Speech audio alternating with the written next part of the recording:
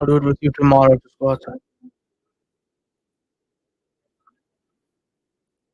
Yo, what is up, my cool fams? I did not realize the timer went off. Yo, what is up, my cool fams? It is I, Tarun TAC, aka all of y'all's really cool person in your lives. Sorry, guys, I keep on twitching and doing stuff with my eyes. It's just that, you know, I have eye problems for some reason. So, yeah, let me just get into the things. Okay, so today we're going to be discussing something. This is hopefully my very last, currently I'm eating like this cheese and eggs recipe. This will hopefully be my last until I start my next channel live stream on this channel. So today we're going to be talking about a very important topic for us all to talk about. It is known as the Aryan Invasion Theory. Oh, sorry. Freak. Okay, so if you guys don't know what the Aryan Invasion Theory is, it is essentially this theory that states that Indians are coming from different areas of the world. Or it's not really like that, but it's stating that Hinduism is not native to India. And it says that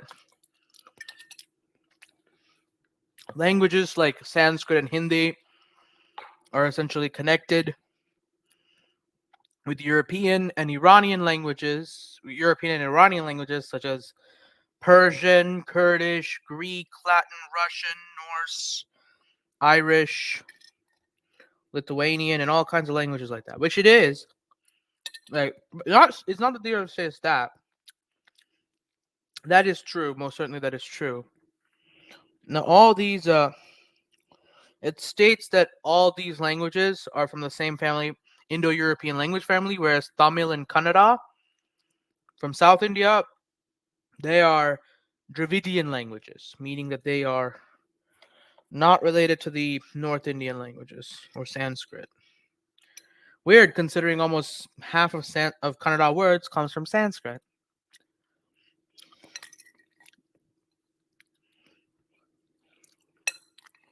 So yeah, basically these are very bogus ideas that Sanskrit shares a similar ancestor, but is not the same ancestor as languages like Persian, Greek, or Latin. So today we're going to be exploring on ideas related to this theory and having to do with them. By the way, shout out. By the way, shout out to Iran.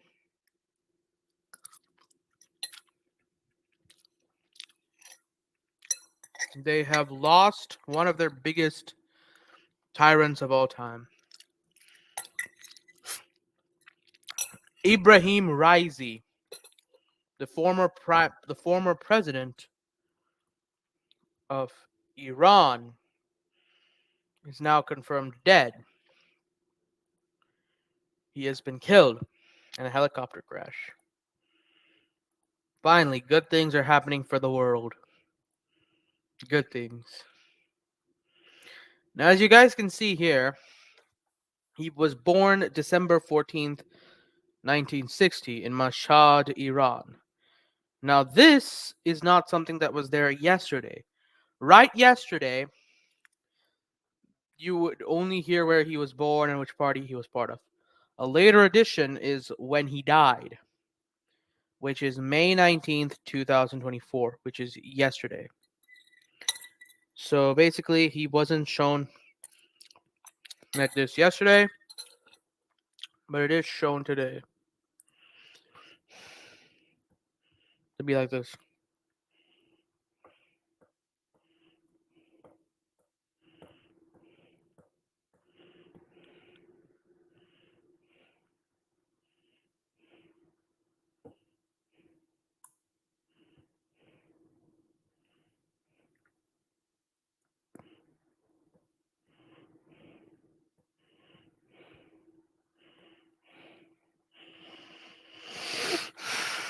So let us begin to research on the rest of this. Let me just stop twitching my eyes. I'm twitching my eyes a lot.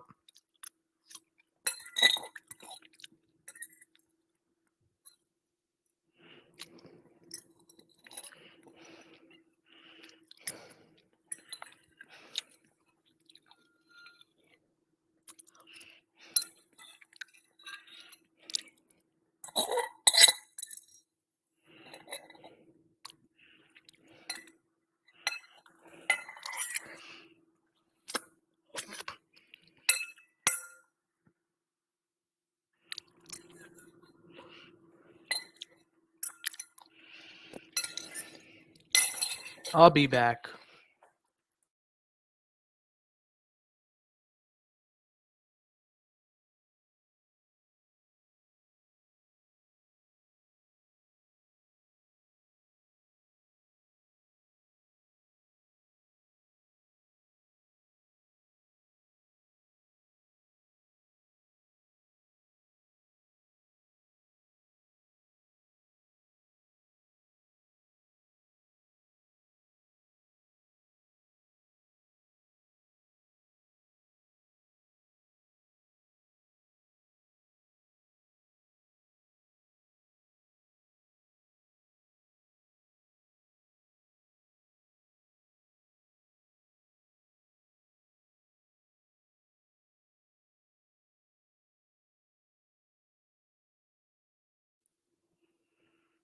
All right, guys. I be back.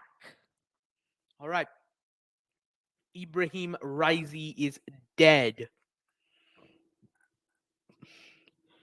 He has recently died in a helicopter crash. Joy over President.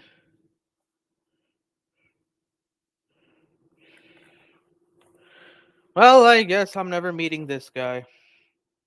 That's fine. Although Ayatollah Khomeini's death is about to come soon as well.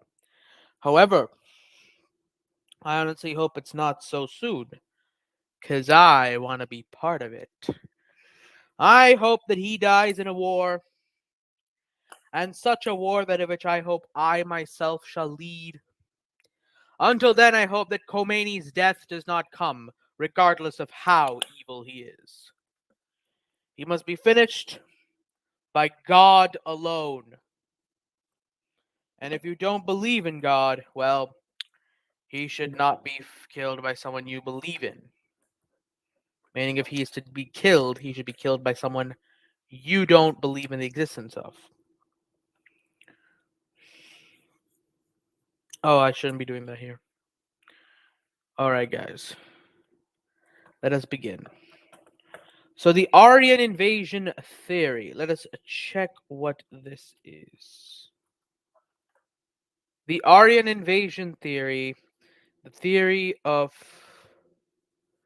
the Aryan invasion or migration, was first put forward by Western scholars during the colonial age. It maintained that a race of European or Central Asian Aryans swept into the subcontinent, displacing the indigenous Indus Valley Civilization.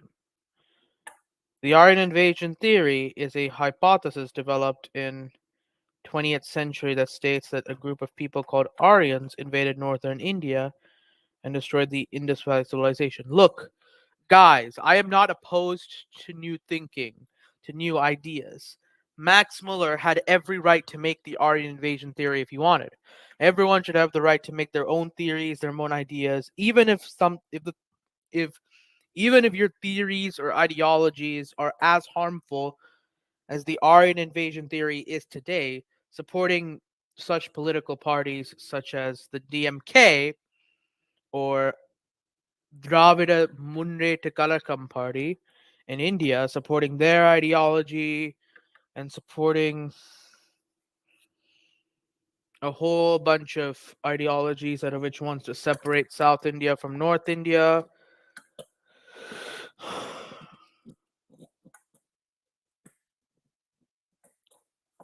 Basically, it just wants to destroy the entire universe.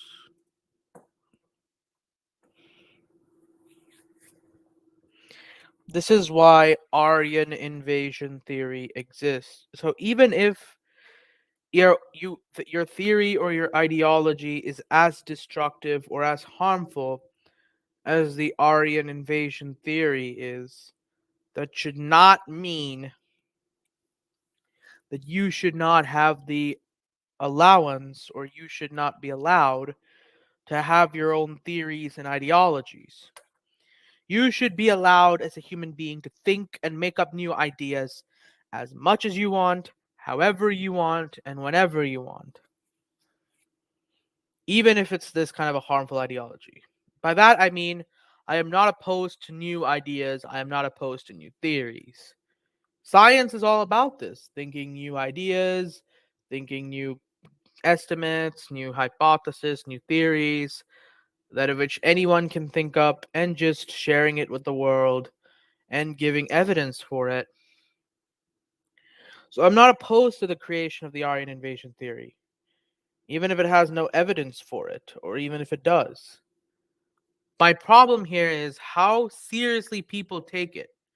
Once this kind of a theory has been made that some group of Indians came from Central Asia or Europe, many people, including Tamil people, who this theory has become really dear to because it's feeding onto their ego that they're the natives of India, they're the main Indians. Sanskrit and Hindi are invader languages.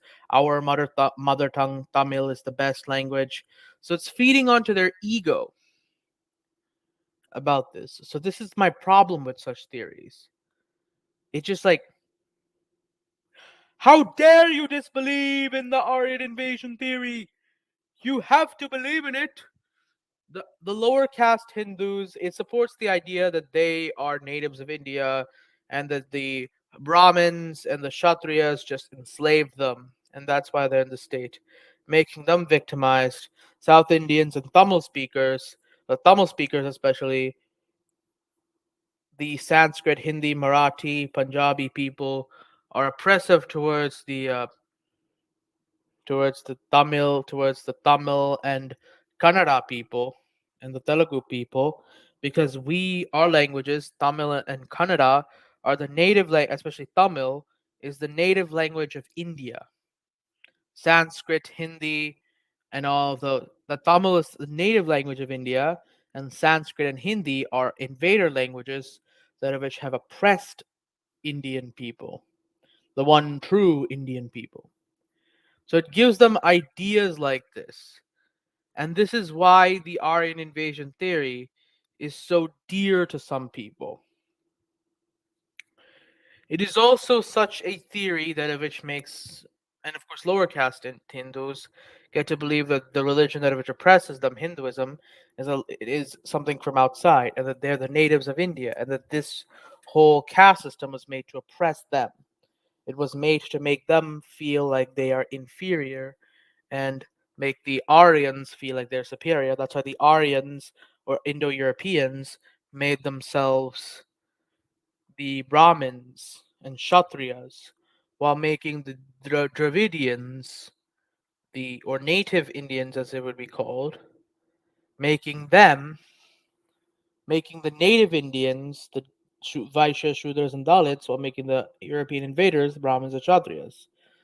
It really supports them a lot, and it also supports a lot the it also really supports the Indo Europe. It also really supports the Dravidians, as Tamil is the native language. Sanskrit and Hindi came here to oppress us as invaders. So I know I keep on saying the same point over and over again, but just that's why they love it. Muslims love this theory. Christians, first of all, love this theory because this theory was made for them, in fact. It was made that by the German scholars and the British bishops, in fact, of England, stating that India is a country that of which these Dravidians are Hamitic people. The Tamil people are Hamitic people, descendants of Ham, while the Sanskrit and Hindi people are Aryans or Indo-Europeans, meaning that they are part of the Aryan language family or Indo-European language family. The Sanskrit and Hindi speaking people, meaning that they are Japhetic or descendants of Japhet. This is all based off of the story from Bible. Noah had three sons, Japhet, Sham, and Ham. Once upon a time, they all saw Noah sleeping. And so, for some reason, Ham laughed. Because of this, Ham was cursed by his father Noah that your descendants will become slaves of the descendants of Sham and Japhet later on in the future. So, because of this, it is believed that the descendants of Ham are black people or people from Africa and the native Austro Aboriginals. Those people, along with now Dravidian people or Australoid and Negroid African black people looking South Indian people. So these people are all considered as Hamitic. Egyptians, Egyptians, South Africans, Australian natives, Dravidian or what is considered to be that way, or people from south, people like the dark skinned Indians and stuff. Those people are considered to be Hamitic people or descendants of Ham. Semitic people are descendants of Sham. Those people are known as those people are considered to be Jews and Ethiopians, Arabs, Syrians. These people are considered to be Semitic. And Japhetic people are considered to be Indo-Europeans or descendants of what is known as the Indo-European language family. These are considered to be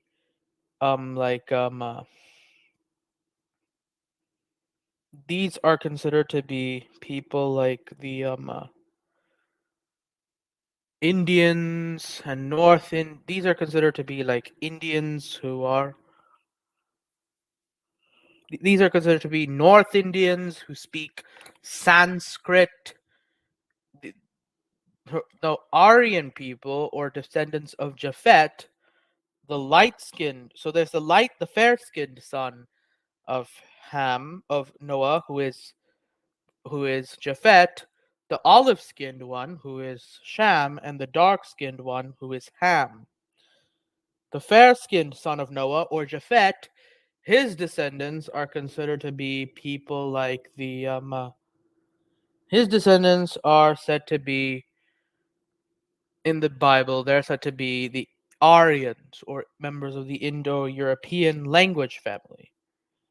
So these are people with like the R1A, R1B genetics, and they speak languages like Sanskrit, Hindi, Punjabi, Bangla, Marathi, Gujarati, Persian, Kurdish, Pashto, Domari, Romani, Greek, Hittite, Anatolian, Latin, Russian, Ukrainian, Norwegian, Norse, Italian, Spanish, French, German, Swedish, Irish, and Welsh, and of course, English. People who are speakers of these languages are considered to be Aryans or descendants of Japhet. So that's how the whole Indo-European thing came from. So it's basically white people are descendants of Japhet, Middle Eastern people are mostly descendants of Sham, and black people are descendants of Ham. Asians are somehow they don't matter. Everyone else somehow matters, but they don't. This is why I don't really believe in this whole thing. Main reason why. So they believe that all the Japhetic people originate from the steppe of Ukraine, meaning that they come from Ukraine around and over here in the steppes. Let me just get to maps.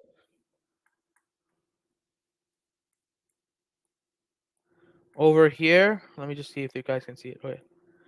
So they believe that over here, around here, is the steppe of Ukraine.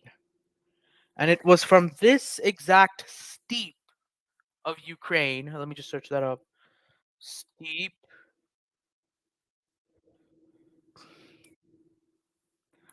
Steppe, I'm pretty sure is over here. It started off with like the Pontic Caspian people living around over here near the Caspian Sea, all the way to the idea that some steppe area in Ukraine. This around this area in Central Asia and in Europe and in Eastern Europe is around the steppes in Ukraine and the near the regions near the Caspian Sea. This is where they believe that of which the Yamnaya people lived.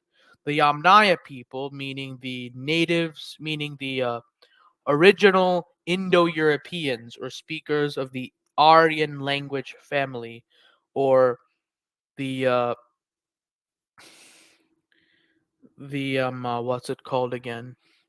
English, Russian, Irish, German, Norse, French, Latin, Spanish, Greek, and Russian, Ukrainian, Persian, Kurdish, Sanskrit, Hindi, Bangla, Marathi, Punjabi, and all such languages, and Pashto, and Dari, and all such languages like that.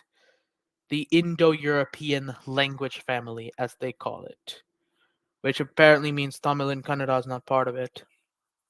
So this language family is said to be the language family that which came from the steppes of Ukraine and near the Pontic Caspian Sea, or near the Pontic areas of the Caspian Sea, or whatever. That's where Proto-Indo-European was spoken. Proto-Indo-European, which is what these people claim to be the ancestral language of all Indo-European languages.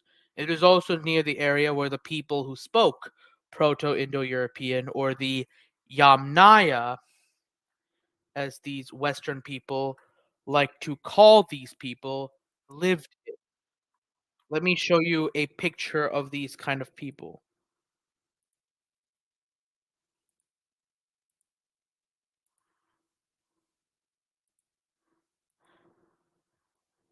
This is how the so-called Yamnaya looked like. This is how people from the Caspian Sea were believed to look like. The kind of people that of which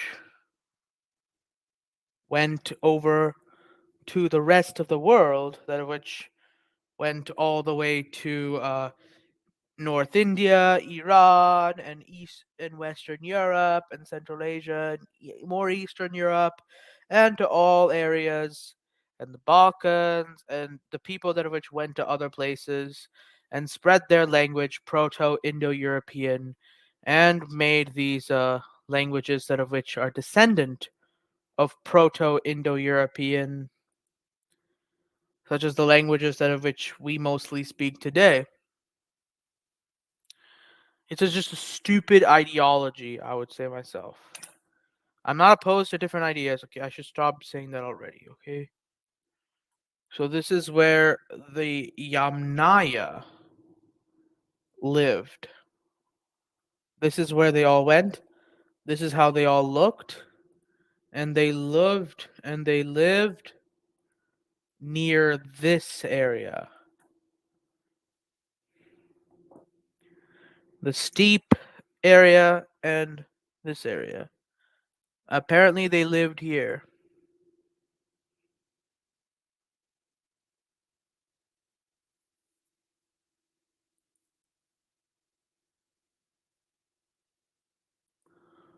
So along with this, I will state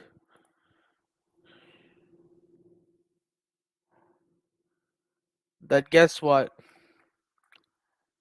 This looks like a person who could be. So this is how fair skin came into India. Because this is how people looked like.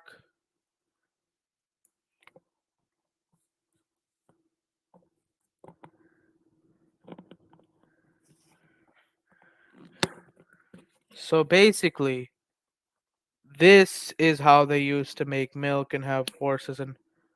Oh my god. I just can't handle this. This is how all the. So apparently they lived in the Proto-Indo-European area for so long before coming to other places like India. This is the theory. That's right, my friends. This is the world we live in, wherein the West decides to make theories like this one. Such is the stupidity of this world. You never know when the stupidity will end. People are just dumb.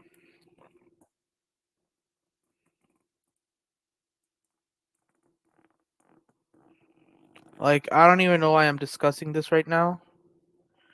This is just hopefully my last stream in a long while. At least for this channel before I start my next channel. So I believe this will hopefully be my last stream for this channel. Because I wasn't able to talk about the Aryan Invasion Theory in the podcast we were doing. And nobody is going to be here with me to talk about this stuff. So what the hell should I do? So along with this, I will make it clear that I will talk about the whole story of how they talk about India. So basically, according to share screen. According to Aryan Invasion Theory, these people called Australoids or these looking Australoid people in India, the black people looking Australian looking people that are mostly South Indians, these looking people, those are the natives of India.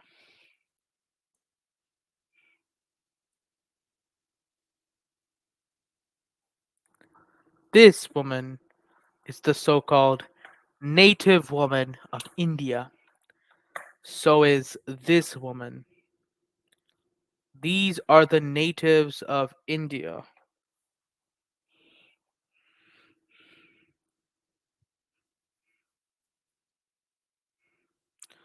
According to the theory, men who look like this woman, but as men, such as this man or this man, these people are the very first human beings in India. They created what is known, many of them were tribals, and many others of this looking people created what is known as the Indus Valley Civilization. It was only these people and no people that didn't look like them that created Mohenjo-daro and Harappa, or the Indus Valley Civilization in India. which is considered to be the first ever civilization in India, although I don't think it is. There's so much things before that. This is how the Dravidian people apparently look like and created Indus Valley Civilization.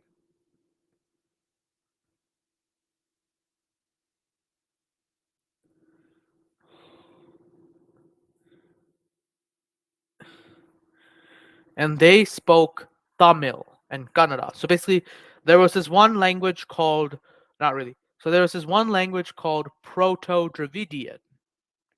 Apparently, out of nowhere, there was just a language called Proto-Dravidian that was spoken in. So these people, the people who look like this man, the Dravidian man, these were the original people of India, and they spoke a language called Proto-Dravidian and created the Indus Valley Civilization while speaking Proto-Dravidian.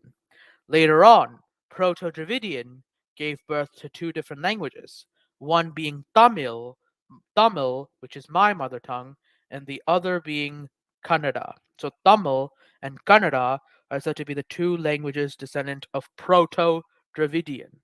And then from Tamil, Malayalam was descendant, and from Kannada, Tulu and Telugu were descendant. And that's how the entire Dravidian language family was created, as per this whole Western people. Proto-Dravidian. So basically, this doesn't even make Tamil the oldest language. It's an insult to Tamil as well. It's saying that Tamil and Kannada started at the exact same time. I thought you wanted you people want to make Tamil say Tamil is the oldest language in the world. As per Aryan Invasion Theory, Tamil and Kannada are as old as each other, and Proto-Dravidian is the oldest language in India. That's what this whole Aryan Invasion Theory even suggests. Tamil, Kannada, both of these languages were descendant of Proto-Dravidian and were spoken in South India. Later on, they spoke not Proto-Dravidian, but rather they spoke so Tamil and Kannada, and they built the Indus Valley Civilization and looked like this man over here. That's the whole theory. And then they lived peacefully, and apparently 5,500 years the Dravidians, these people, lived in India. In fact, it's said that a bunch of people came before them. There was a bunch of these people. There's something called the Aboriginals. The Aboriginals, the Andaman Nicobar Island people, the Andaman Nicobar tribal people, Gond people, the Gondwani people. They are the very first natives of India. After them came the Dravidian people with their language, Proto-Dravidian. They don't actually know what the Austro-Aboriginal people and all of them. They say they don't know what those people spoke, but the Dravidians came over with Proto-Dravidian, and then the descendants of Proto-Dravidian are Tamil and Kannada. The descendant of Tamil is Malayalam, and the descendant of Kannada is Telugu and Tulu. Okay, or Telugu and Tulu. They're the two descendants of Kannada. And that's how the whole Dravidian language family was formed. This Dravidian people who spoke those languages, they apparently were there they came into India 5,500 years before the Aryans came. Meaning, for 5,500 years, the Tamil and Kannada people, the apparent native after, in fact, they're not even considered the natives. The Gond people, the Andaman people, they're considered the natives of India. The Dravidian people are said to be the second wave after the Gond people and the Andaman people, who came over and made the Dravidian languages. And then they were the first civilized people who created the Indus Valley Civilization, or Mohenjo-daro and Harappa, and spoke Proto-Dravidian, Tamil, and Kannada. And then later on, after speaking Tamil, Kannada, and Proto-Dravidian for 5,500 years, and in that much time creating only one civilization, the Mohenjo-daro and Harappa civilization, for 5,500 years. For that long, only having that civilization, creating nothing else, and just like this. Let me just see this one thing. History of the Dravidian. Oh my gosh, I thought I was saying Dravidian theory myth or something. That'd have been so awesome to hear. Then history of the Dravidian people, the not native people of India. So they lived here and spoke Tamil for so long, and they had only one civilization, Indus Valley Civilization, for 5,500 years. How so smart people believe in this, that such people are there who for 5,500 years can only create one civilization and are also apparently amazing people.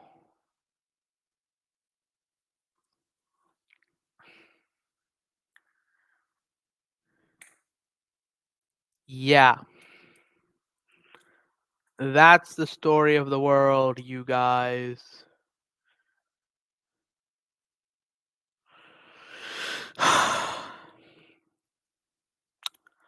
Later on, for 5,500 years of only having one civilization and speaking Tamil and Kannada for that much long afterwards, these native Indians, their civilization, Harappa, which apparently was the only civilization they ever made, and apparently that was also it became so easily trampled down, easily destroyed by these people. So these people, known as the Yamnaya from Europe, apparently invaded India and invaded the Dravidians. A man that looks like this and a woman apparently that looks like this came over and invaded India.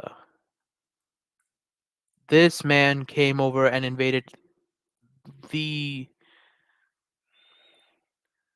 This man was a native of India. This man, a Indo-European man, invaded India and defeated the other man, the Dravidian man. And basically, this man is known as the Yamnaya. The Yamnaya invaded the Dravidians, apparently. So the Yamnaya started where they were just they were considered to be the most aggressive and ruthless people of all time. They invaded the Dravidians and destroyed Harappa and made them follow Vedic culture. So the Yamnaya came from Europe apparently, and they were this European people that of which would eventually go over to they would eventually go over like they wanted to state that Sanskrit is from their country, from their people so bad they made this kind of a theory. Which yes, we look like each other. Yes, they're very related to each other. But guess what? This theory is not the best solution for it.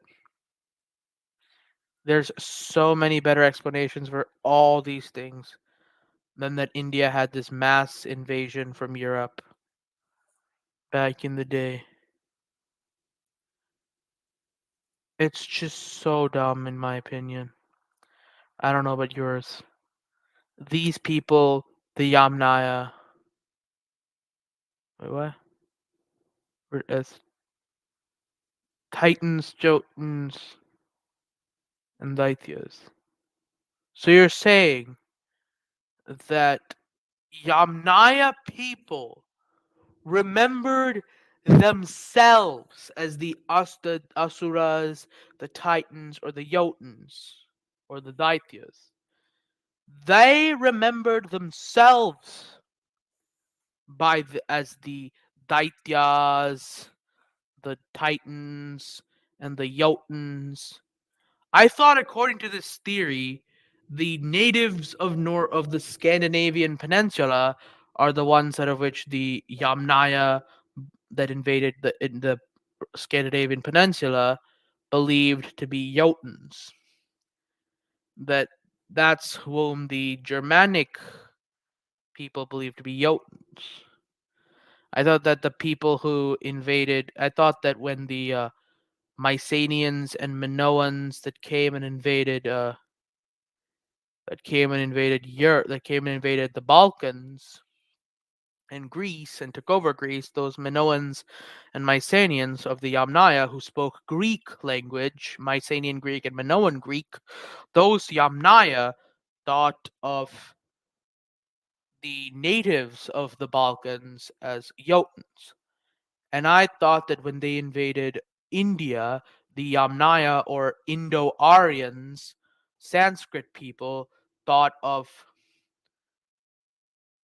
the they thought of the Dravidians or native dark-skinned people of India as the Daityas, the Rakshasas, and the Asuras. I didn't know that these people thought of themselves as Daityas, Rakshasas, Titans, or Jotuns.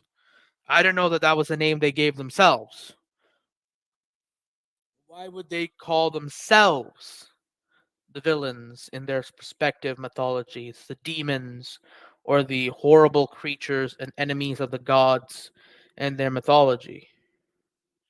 The Yamnaya probably wouldn't do something like that, meaning that this whole theory in itself is false by that sense itself.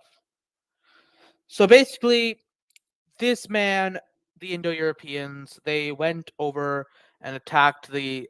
Afterwards, the Yamnaya became the most genocidal and savage group of all time. Apparently, they were the most destructive and savage group of all time.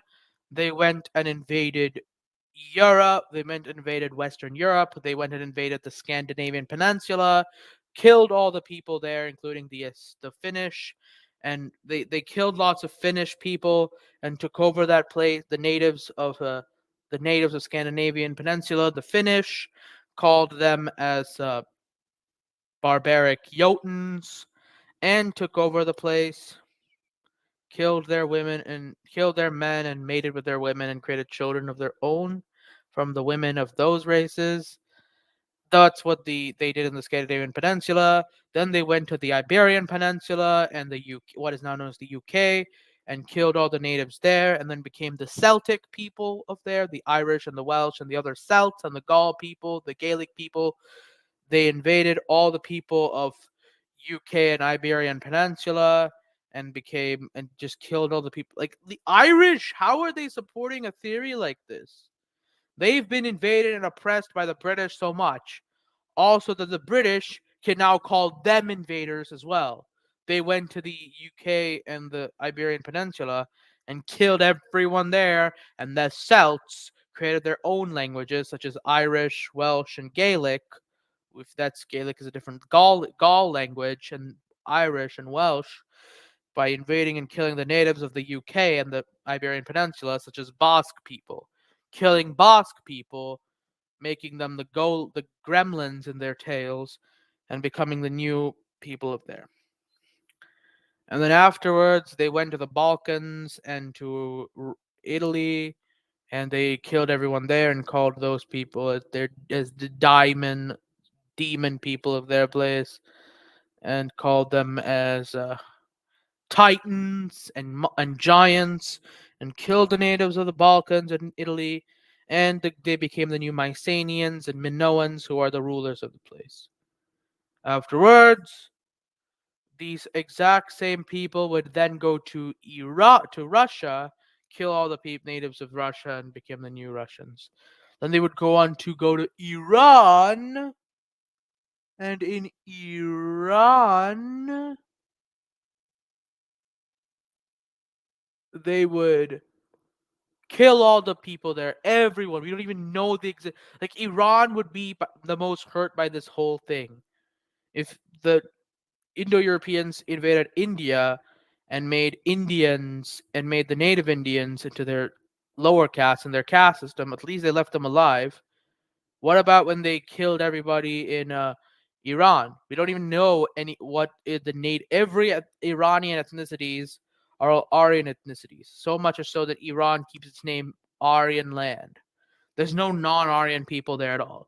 So in that case, by this theory, Iran is the most evil country in the world because they just killed all the native Iranians, and turned them into their own people. Similarly, there would be natives of Europe as well, that like Finnish, Estonian, Basque. We all know the existence of the non-European, non-Indo-European European people. We know about the Cherokee, the Hopi, the Navajo, the natives of the Americas, the natives of Europe, and the natives of India by this theory as well. All the other Aryan invasions, we know the natives and who they are. And in fact, India is the least bad one. We even let them live like normal people in India. However, the worst one would probably in that case be the one into Iran, to which none of the native Iranians we even know what they are, who they are, and what they're like and at all anymore. We don't know anything about them. Meaning that Iranians are the most evil and brutal ones of them all. We don't even know who are the people that lived anywhere in Iran before they invaded and attacked Iran. That's just how much we don't know, and that's just how much the Indo-European language family would have completely destroyed it. Therefore, Iran should be like, no, theory, I don't support you. Yeah, that's why Iranian people should be the most against this theory. Then they went to Iran and they decimated all the natives to the point that we didn't even know what they're like, and then afterward who they were, and then eventually then they established Persian and Kurdish culture there from in Yamnaya, and then the Yamnaya invaded India and Iran, and then the Proto-Indo-Iranian, and then they created Proto-Iranian language apparently, and invaded Iran, Proto-Iranian, and then they invaded Iran, killed all the natives, and mated with their women, and then created children.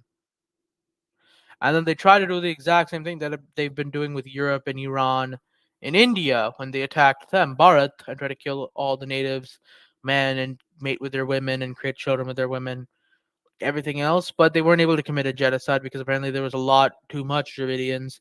Therefore, in this place, apparently, the Tamil people, unlike the Basque people or anything like that, unlike anything like this, the Tamil people were apparently native people of India. They are completely the same as the rest of Indians.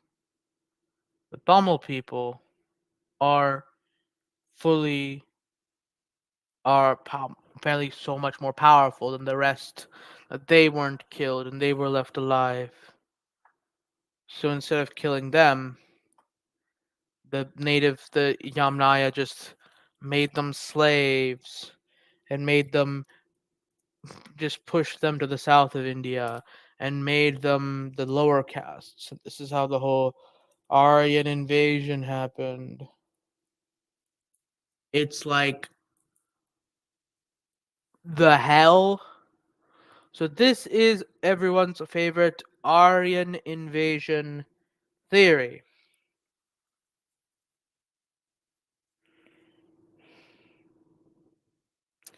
Just think for yourself. A certain group of people, or the natives of a country, a bunch of other people came over of that country and came over and became invaders. But and so the dark skinned people are the natives, the fair skinned people came over and invaded them and destroyed their culture, took everything away from them, and then made them lower caste. Just think for yourself for a second. Does this make any sense? Tamil and Kannada instead, in fact, has a lot of similarities with Sanskrit, maybe even more than Tamil. Now, do you find this theory preposterous? Just because North Indians look and sound like Europeans, and their languages are very similar to that of like Iranians and Europeans, and their languages are very similar to that of Iranians and Europeans, doesn't mean that they don't also look and their languages don't also have similarities with Tamil and Kannada. The Sanskrit, it doesn't mean Sanskrit does not have similarities with Tamil and Kannada. It does not mean that Sanskrit and Hindi, it does not mean that Hindi or Punjabi or Bangla or Marathi or Gujarati have no similarities with Tamil, Kannada, or Telugu. It doesn't mean things like this. It doesn't mean bullshit. Okay? It doesn't mean that North Indians don't look like South Indians, as the North and Central Indians don't look like South Indians as well. All Indians look like each other. We just look like Iranians and Europeans, and in fact, Arabs as well too. If anything, in fact, did you know that the closest languages towards Tamil and Kannada, in fact, are actually Japanese? Like how you can actually find similarities between Sanskrit and Hindi with languages like Persian, Kurdish, Greek, Latin, and Russian, Irish, Ukrainian, Norse, and German and English. Similarly to how you can find similarities between Sanskrit and Hindi to those languages, you can also find similarities that of which Tamil and Kannada also have similarity. Tamil actually also has similarities with Kannada as well. Kannada is basically Sanskrit and Tamil in between. And Tamil also has a lot of similarities with Korean and Japanese, and with Mandarin and Cantonese as well, actually.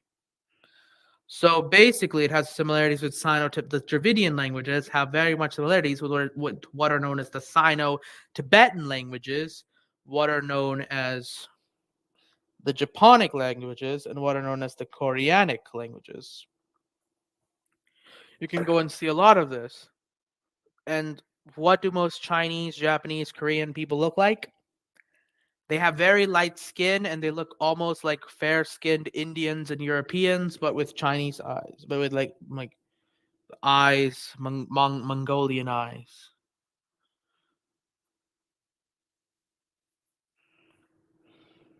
Or something like that.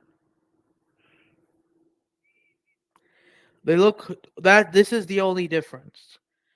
Other than these eyes, almost everything else in them looks a lot like North Indians and Eastern Europeans, and Greeks and Italians as well, actually.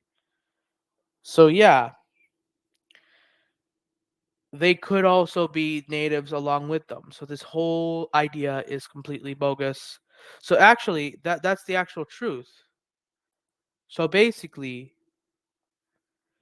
Dravidians are related to people who look like the Europeans, but they're similarly not related to the Europeans. So basically, this whole theory is a bogus idea. They could just be maybe there's a little bit of truth of it to it. What if there was two languages or two language families that which originated in India and went to the rest of the world? That is a better theory. I'm so tired right now. I'm not even in the ability to do this. So that's all. That is the only thing about this. That is the theory of the Aryan Invasion Theory. We'll look at it maybe later, but maybe in my next channel because I don't really want to do any more on this channel before making the next channel at least. But I can do it once in a while, but not really like this. But like, yeah, I want to make my next channel my actual channel really fast and really good. I hope you all will enjoyed this, and I will see you all later. Bye.